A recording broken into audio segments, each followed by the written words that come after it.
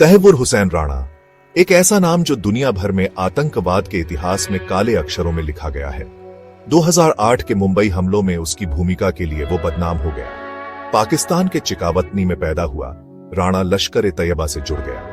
वो 1997 में कनाडा चला गया और बाद में कनाडा की नागरिकता ले ली। आखिरकार राणा अमेरिका चला गया, जहां उसने एक इमिग्रेशन सर्विस कंपनी खोली। ये बिजनेस उसके बुरे कामों को छुपाने का काम आया। राणा की दोस्ती डेविड हेडली से, जो कि एक पाकिस्तानी अमेरिकी आतंकवादी था, अहम साबित हुई। हेडली को राणा में एक साथी मिल गया। दोनों के खतरनाक विचार और मासूम लोगों को दर्द पहुंचाने की चाहत ने उन्हें एक कर दिया। राणा का इमिग्रेशन बिजनेस हेडली के भारत में जासूसी मिशन के लिए एक ढाल बन गया। राणा के काम नफरत से भरे हुए थे। उसने कथित तौर पर मुंबई हमलों का जश्न मनाते हुए कहा कि भारतीयों को यह सबक मिलना ही था। ये डरावने शब्द उसकी कट्टरता की हद दिखाते हैं। पूरी दुनिया ने दहशत में देखा जब नवंबर 2008 में 10 खूंखार आतंकवादियों ने मुंबई की सड़कों पर तबाही मचाई। 3 दिन तक चले इन हमलों में Taj Mahal palace hotel, Chhatrapati Shivaji terminus और नरीमन हाउस जैसे मशहूर जगहों को निशाना बनाया गया। इस खून खराबे की तस्वीरें ताज को अपनी चपेट में लेती आग और गोलियों की आवाजें पूरी दुनिया में गूंज उठी।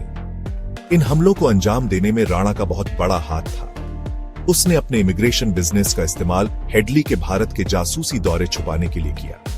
एक बिजनेसमैन के रूप में हेडली ने निशाने पर मौजूद जगहों की बारीकी से जासूसी की और ऐसी जानकारी इकट्ठा की जो आतंकवादियों के लिए बहुत काम की साबित हुई।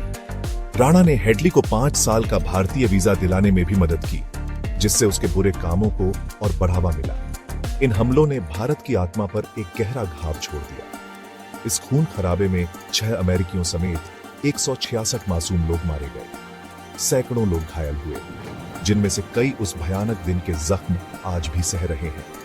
पूरी दुनिया ने भारत के साथ शोक मनाया और हमलों की कड़ी निंदा की। राणा का धोखे का जाल 2009 में उजागर होने लगा, जब उसे हेडली के साथ अमेरिका में गिरफ्तार किया गया। ये गिरफ्तारियां मुंबई हमलों की जांच में एक बड़ी कामयाबी थीं। अमेरिका ने इन अपराधों की गंभीरता को समझते हुए राणा के खिलाफ कानूनी कार्रवाई शुरू की। 2011 में एक अमेरिकी अदालत ने राणा को लश्कर-ए-तैयबा को मदद देने और डैनिश अखबार पर हमले की साजिश रचने का दोषी पाया। हालांकि उसे 26/11 के हमलों से सीधे तौर पर जुड़े आरोपों से बरी कर दिया गया। अदालत ने उसे 14 साल की जेल की सजा सुनाई, जो आतंकवाद को समर्थन देने में उसकी भूमिका के लिए एक सजा थी। भारत अपने नागरिकों के खिलाफ किए गए उसके अपराधों के लिए राणा को जवाबदेह ठहराने के लिए दृढ़ था और उसके प्रत्यर्पण की मांग कर रहा था।